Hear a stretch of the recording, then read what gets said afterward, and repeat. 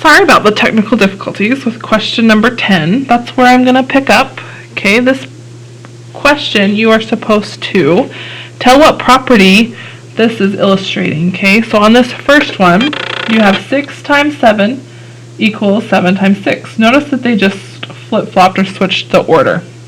The commutative property says that things can commute or change order, and it won't affect the answer. It will stay the same. So this is the commutative property of multiplication since we're multiplying. Okay, this next one, 8 plus 7 plus 5, and 8 plus 7 plus 5. Notice that they're in exactly the same order. The only thing that switched was what was grouped. In this one, 7 and 5 are grouped, and in the second one, 8 and 7 are grouped. So the associative property says who you associate with or group, how you group the numbers, doesn't matter. You'll still get the same answer.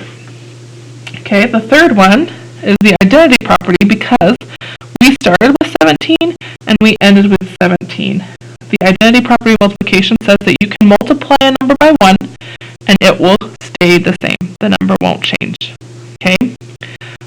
This one is also the identity property because 12 plus 0 is 12. Notice that it stayed 12. It kept its identity.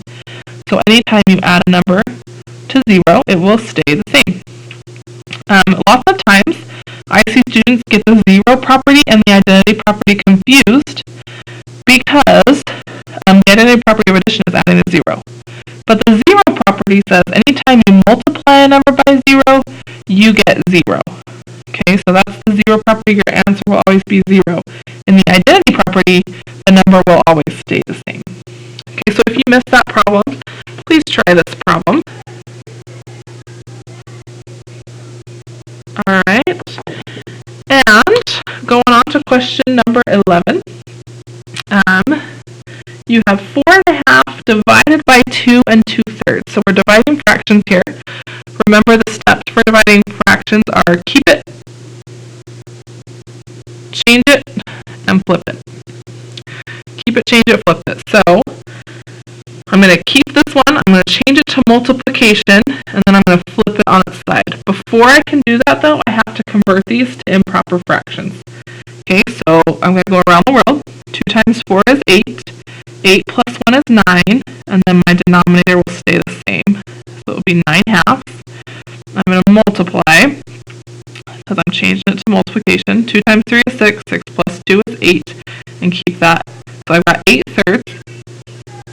But then I'm going to flip that so that it is 3/8. Okay, now I just multiply straight across. 9 times 3 equals 27, and 2 times 8 equals 16. Now I can leave it like that improper, that's totally fine, or you can go ahead and convert it to a mixed number. 16 would go into 27 one time, and there will be 11 left over. You keep your denominator the same. So either one of those answers is acceptable. If you missed that problem, please try this one. Find the quotient to these two fractions. Okay, moving on to question number 12. Okay, find the product. Write your answer in simplest form. So this says 2 and 11/12 times 2/5. Before I can do that, I've got to convert this again. So 2 times 12 is 24. 24 plus 11 is 35. So I've got 35 over 12 times 2/5. Now I'm going to check if I can cross simplify any, and I can. 2 will go into 12, so that's going to be a 1, and this will be a 6. 5 will go into 35, so this is going to be 7 times because you're dividing by 5. Now I multiply straight across. 7 times 1 is 7, and 6 times 1 is 6. So that answer is totally acceptable, or you can change it to 1 and 1/6 because 6 will go into 7 one time with 1 left over. Okay? If you missed that one, please try this multiplication of fraction question. Okay? And moving on, next we have division of decimals. So we've got 8.82 divided by 0.6. Remember, you cannot have a decimal in your divisor out here. You have to move it out before you can divide. So we're going to shift that 1 to the right to get rid of it, to put it out of my answer. And when you do that, you also have to move it that many places under in your dividend. So move it over one place here, move it over one place here, and then it will just go straight up in your answer. And then you can divide like normal.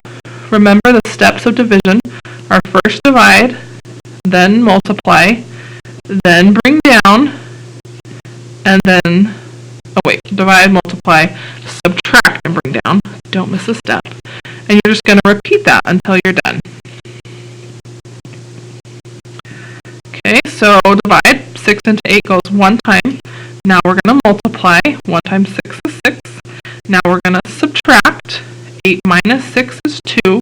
And last, we're going to bring the next digit down to make it 28. Okay, and then I start all over. Divide. 28 divided by 6, that's 4.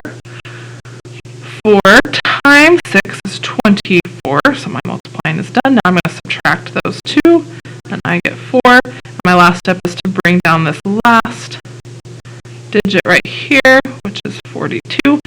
42 divided by 6 is 7, so my answer is 14.7. And I know I'm done because I got a 0 right there. Okay, if you missed the division of decimals, please try this one. Make sure you move the decimal point out of that divisor. And remember, when you write it, the first number goes under. It's the number we're dividing, called the dividend. And then this is the divisor, what we're dividing by, and it goes on the outside. Okay, so that's how you should set it up. Alright, question 14 is to find the product, multiplying decimals.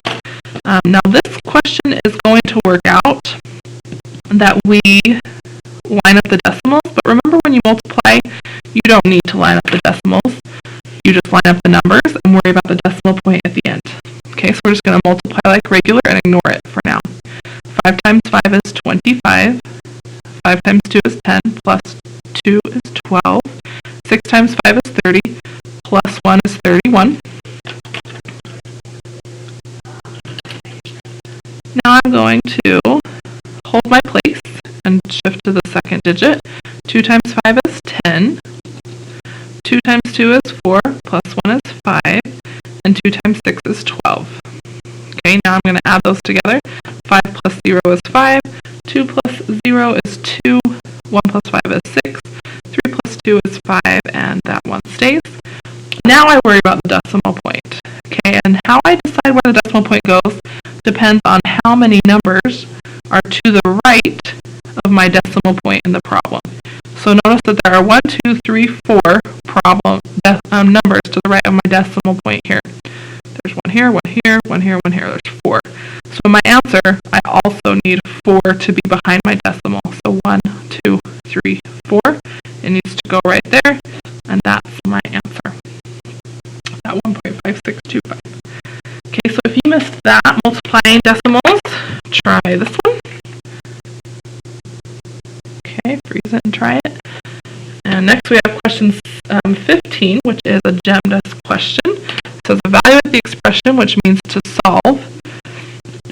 And anytime you solve, you need to make sure you follow the order of operations. So I'm going to start with my grouping symbols. This is 6 minus 2, which equals 4. So I'm going to rewrite that, just like that. Okay, next up I have my exponent. E is for exponent, and that's this 3 squared, not 3 squared, 3 cubed right there. That means 3 times 3 times 3. 3 times 3 is 9, and 9 times 3 is 27. So that's what that's going to look like. Okay, my next step is multiplication division. I cannot do 27 minus 6 yet. It is not multiplying or dividing. I have to do this right here, the 6 times 4. And 6 times 4 is 24. Okay, and then my last step is just to go ahead and subtract. And 27 minus 24 is 3. If you missed that, do this problem. Okay. Moving on to question 16, which is GCF and LCM of 42 and 30. Okay, so I'm going to start with 42 here. I'm going to split that up into 6 times 7. 7 is prime. 6 will split up into 2 times 3, and both of those are prime. Okay, and then I've got 30. I'm going to do 3 times 10 for 30. 3 is prime, and 10 will split up into 2 times 5, and both of those are prime. Okay, now I'm going to do my Venn diagram. Okay, so on top for 42, I'm going to have, I'm going to use a different color, 2 times 3 times 7. And on this side, I have 2 times 3 times 5. Now, in the middle, that's where we will find our GCF. Okay, so I can highlight that and make it look like a G. So you remember, GCF is anything that's in the middle that they have in common. So I have a 2 here and a 2 here, and so one of them goes in the middle. I have a 3 here and a 3 here, so 1, 3 goes in the middle. And then the leftovers will come on the side. That's 7 over here and this 5 here. Excuse me. So the GCF is going to be 2 times 3, which equals 6. Okay? And then my LCM is the middle multiplied by the leftovers or the outside. This M right here stands for multiple, and it means multiply everything straight across here. So I've got 6 in the middle, and 6 times 5 is 30. And then I've got 30 times 7. Okay, and 3 times 7 is 21. And then I just add a 0, so it's going to be 210. Okay, if you missed that, please do the GCF and the LCM of 81 and 45. This says just LCM, but do both LCM and GCF. Okay. All right, last question, the bonus question. Okay, so we have using the distributive property first, and then combining like terms to simplify the expression. So I taught you 2 different ways to do distributive property. The first way was the box. Okay, and you write the 6 on the outside, and then the 2 plus A plus 9 on the top. Okay, remember you share the 6 with every box. You're going to multiply it by what's on top. The 2 from there, the A from there, and the 9 from the last one. Okay, 6 times 2 is 12, 6 times A is 6A, and 6 times 9 is 54, and then that plus sign stays on all of them. So this is just the distributive property part. Now, you also could have done 6 times 2, which is 12. You could have done the arch method or the igloo method or whatever we called it in your class. 6 times A is 6A. Keep the plus sign in the middle. And then 6 times 9 is 54.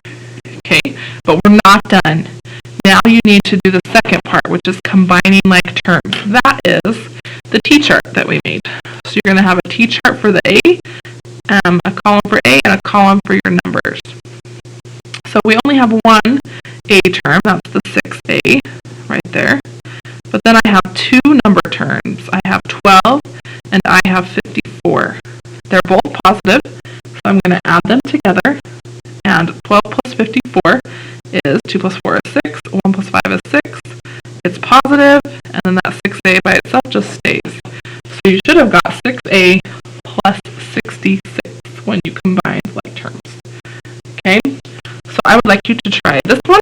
If you missed it, even though it's a bonus question, do this one. Get good at it. Okay, do distributive property and then combine like terms. Now, by the end of this video, you should have every problem you missed fixed and the new problems worked out as well. Bring it to me so I can check your new problems and see if you got them correct. And then we'll go from there.